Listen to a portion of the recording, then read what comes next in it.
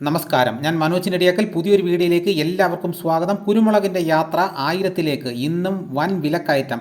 ഇപ്പോൾ കുരുമുളകിൻ്റെ വില കൂടാനുണ്ടായ കാരണമാണ് ഇന്ന് ഞാൻ ഈ വീഡിയോയിലൂടെ പറയുന്നത്. ഇതേപോലെയുള്ള വീഡിയോസ് നോട്ടിഫിക്കേഷൻ കിട്ടാൻ ചാനൽ സബ്സ്ക്രൈബ് ചെയ്യാത്തവർ ചാനലൊന്ന് സബ്സ്ക്രൈബ് ചെയ്ത് വെക്കുക. അപ്പോൾ എല്ലാവരും ഒന്ന് ലൈക്ക് ചെയ്ത് സപ്പോർട്ട് ചെയ്യണം, മറ്റ് ഗ്രൂപ്പിലോട്ടൊക്കെ ഒന്ന് ഷെയർ ചെയ്യണം. നമുക്ക് വീഡിയോ തുടരാം. കേരളത്തിൽ കുരുമുളക് ഉൽപ്പാദനം 25% ഒരു വ്യാഴവട്ടത്തിനിടയിൽ കുറഞ്ഞെന്ന ഔദ്യോഗിക വെളിപ്പെടുത്തൽ വിപണിയിലെ കുതിച്ചുചാട്ടത്തിന് ഇരട്ടി വേഗം പകർന്നു. ഇന്നലെ കിൻഡലിന് 600 രൂപ വർദ്ധിച്ച മുളകിന് ഇന്ന് വീണ്ടും 600 രൂപ കൂടി ഉയർന്നു.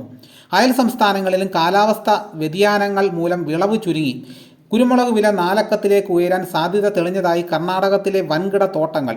ഉൽപ്പന്ന വില ഇതിനകം കൊച്ചി വിപണി വിലയെ മറികടന്ന് കുറുകിലും ചിക്കമംഗലൂരും വ്യാപാരം നടന്നതും അവരുടെ ആത്മവിശ്വാസം വർദ്ധിപ്പിക്കുന്നു. സംസ്ഥാനത്ത് കുരുമുളക് കിലോ 711 നിന്നും 731 കയറി. കഴിഞ്ഞ വാരം കർണാടകത്തിലെ നിരക്ക് 730 വിവരം നേരത്തെ റിപ്പോർട്ട് ചെയ്തിരുന്നു. വിപണി നിയന്ത്രണം വാങ്ങലുകാരിൽ നിന്നും വിൽപ്പനക്കാരുടെ കരങ്ങളിലായി. അന്താരാഷ്ട്ര വിപണിയിലും കറുത്ത പൊന്നിന് ആവശ്യക്കാരുള്ളത് വിലക്കയറ്റം കൂടുതൽ ശക്തമാക്കാം. കൊച്ചിയിൽ അൺഗാർബിൾഡ് കുരുമുളകിന് വില 711 രൂപയായി. ഇതാണ് ഇപ്പോൾ കുരുമുളകിന് വില കുതിച്ചുയരാനുണ്ടായ കാരണം. അപ്പോൾ ഇതേപോലെയുള്ള വീഡിയോസ് നോട്ടിഫിക്കേഷൻ കിട്ടാൻ ചാനൽ സബ്സ്ക്രൈബ് ചെയ്യാത്തവർ ഒന്ന് ചാനൽ സബ്സ്ക്രൈബ് ചെയ്ത് വെക്കുക. മറ്റൊരു വീഡിയോയുമായിട്ട് ഉടനെ എത്താം. എല്ലാവർക്കും എൻ്റെ നന്ദി.